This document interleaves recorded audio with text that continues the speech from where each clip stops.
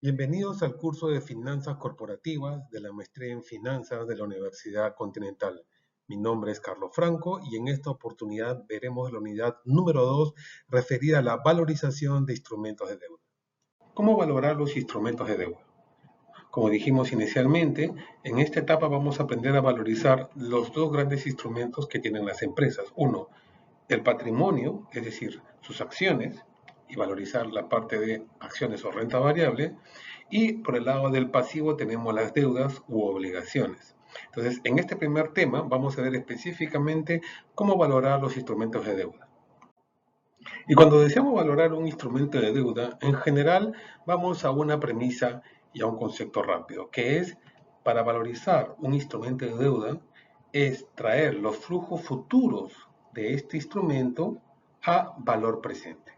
Es decir, hay que traer todas las obligaciones por pagar, que es los cupones, al periodo cero. Trayendo a valor presente todos estos flujos, determinamos cuál es el valor del instrumento. Y esa parte realmente es mecánica, es bastante numérica, así que no implica mayor complicación. La parte difícil de valorizar un instrumento de deuda es determinar cuál es la tasa de interés adecuada que tenemos que usar. Como conversábamos en la lámina previa, no existe una sola tasa de interés para atraer los flujos futuros a valor presente. Existen múltiples tasas en la economía. ¿Y de qué dependen esas múltiples tasas? Evidentemente, uno, el plazo. A mayor plazo deberían exigir mayor tasa. Pero también está el tema del riesgo. A diferente riesgo, las tasas también son distintas. Por lo tanto, no existe una única tasa con la cual podamos traer los flujos futuros a valor presente. Y esa multiplicidad de tasas por riesgo y por plazos se le llama la estructura intertemporal de tasas de interés.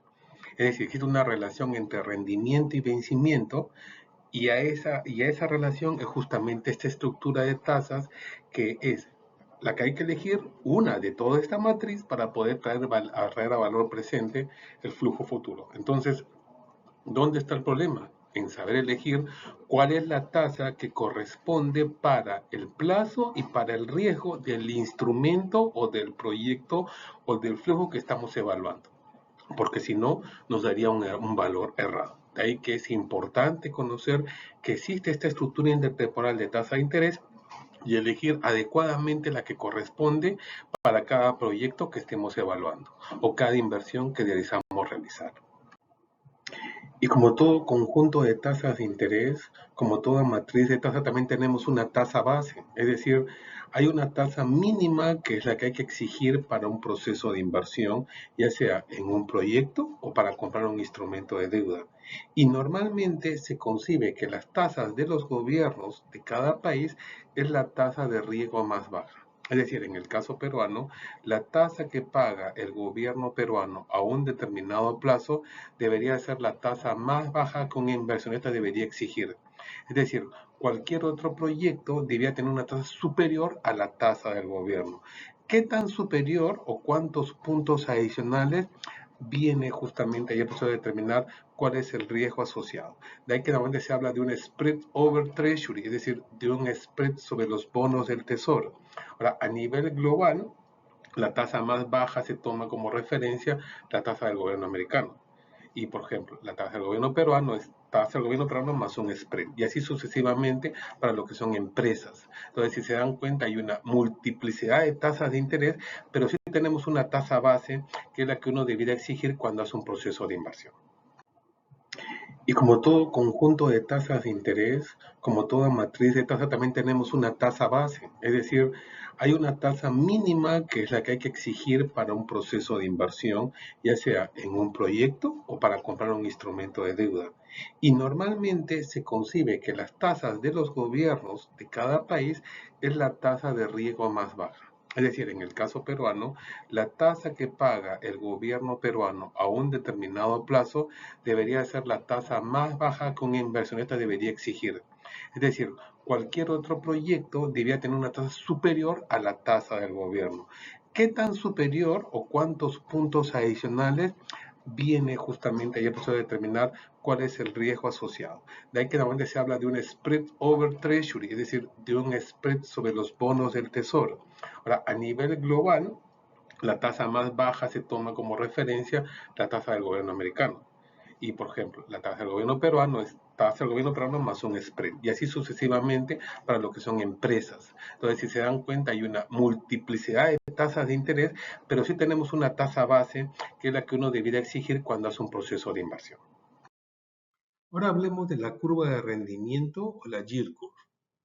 Hemos visto en los cuadros cómo graficamos la curva de los bonos del Tesoro americano, que son diferentes tasas para diferentes plazos. Bueno, esa curva que representa todos los puntos que va tasa de interés y plazos, todos los puntos conjuntos vienen a ser la yield curve. ¿Y qué significa? ¿O qué representa? Es una representación gráfica de la relación entre el rendimiento de los bonos de la misma calidad crediticia, pero a diferentes vencimientos. Esa combinación de puntos se conoce como curva de rendimientos o yield curve. La función de la curva de rendimiento, por ejemplo, del Tesoro, es que nos sirve como punto de referencia para fijar la base de tasa de todos los bonos, así como la de otros instrumentos de diversos sectores del mercado de deudas, como préstamos bancarios, hipotecas, deuda corporativa, bonos internacionales. En el caso nuestro, por ejemplo, se habla mucho de la tasa de referencia. Si bien es cierto, la tasa de referencia, que es la que mueve el Banco Central de Reserva del Perú, es un punto, pero de muy corto plazo, que estamos hablando de tasas de periodos muy cortos, es solamente un punto de la relación de tasas de puntos que tiene todos los instrumentos de deuda que tiene el Perú y que tiene también diferente fluctuación de tasa. La suma de todos los puntos sería el yield curve del gobierno peruano, que es la gráfica que vimos hace un rato, que era el gobierno americano y encima de él estaba el gobierno peruano. Entonces, ese conjunto de puntos, esa gráfica, esa curva, es la que se denomina yield curve y es la que explica la relación entre plazos y tasa de interés para un mismo emisor. En este caso, sea el gobierno peruano o sea el gobierno americano. Y así como hablábamos que hay una tasa de interés base, vamos a revisar en este momento una imagen que proviene del Bloomberg. El Bloomberg es una plataforma que permite hacer múltiples operaciones, consultas, estados financieros, calculadora, en fin. Es una plataforma que se usa mucho en las sociedades agentes de bolsa y en general los inversores institucionales para hacer cálculos y hacer evaluaciones.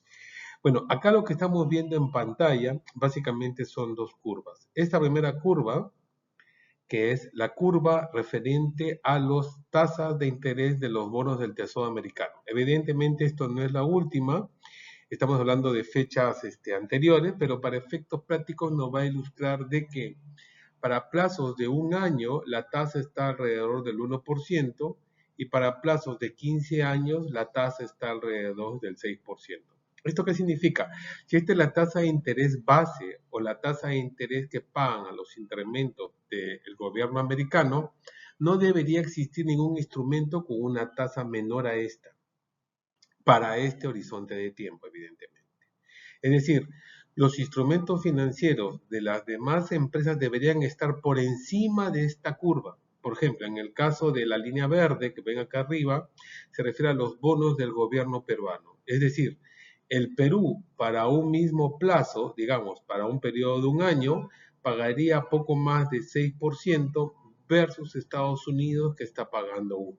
Entonces, acá ¿qué me está diciendo? Me está diciendo que hay una tasa de interés base, que es la tasa de interés de cero riesgo, que por convención es la del gobierno americano, y que las demás tasas están por encima. Entonces, acá visualizamos básicamente dos curvas. Pero, ¿por qué se le llama estructura intertemporal de tasa? Porque esta finalmente es una matriz donde está una tasa base, gobierno americano, y sobre esta todas las demás combinaciones de tasas en función de riesgos y emisor que existan. Este conjunto es una matriz y a eso se le llama la estructura intertemporal de tasa de interés. Y por lo tanto me está dando información de que si queremos hacer un proyecto, por decir, a un plazo de 15 años, yo debería poner una tasa de 6 más un spread.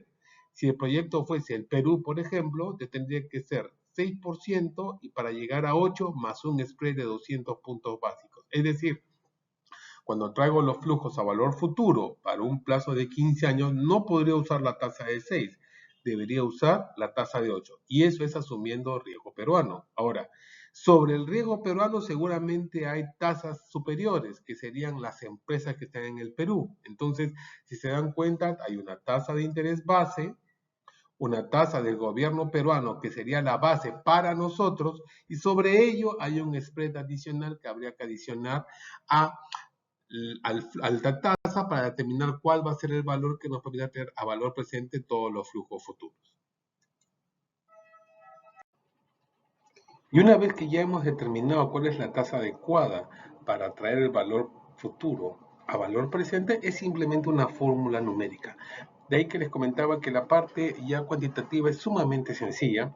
Lo complejo no es eso, porque simplemente es una fórmula de valor actual, que es valores futuros traídos a una tasa de descuento. Y de acá podemos despejar y podemos proyectar valor actual por un factor me da el valor futuro. Entonces, el cálculo del valor es sencillo. La parte compleja es determinar la tasa de interés, que es justamente la parte difícil de poder hacer. ¿Qué riesgo le asignamos a un proyecto y que nos dé, por lo tanto, la tasa requerida adecuada? Así como hemos visto inicialmente que existe una tasa de interés base que refleja la deuda de cero riesgo, que en este caso por convención es el gobierno americano, también hemos visto que existe una prima por riesgo que representa aquellas emisiones que lo hacen empresas o gobiernos de un riesgo mayor americano. Entonces, a todo ese conjunto de tasas de interés o a todo ese conjunto de yield curve es que se denomina la estructura intertemporal de tasas de interés.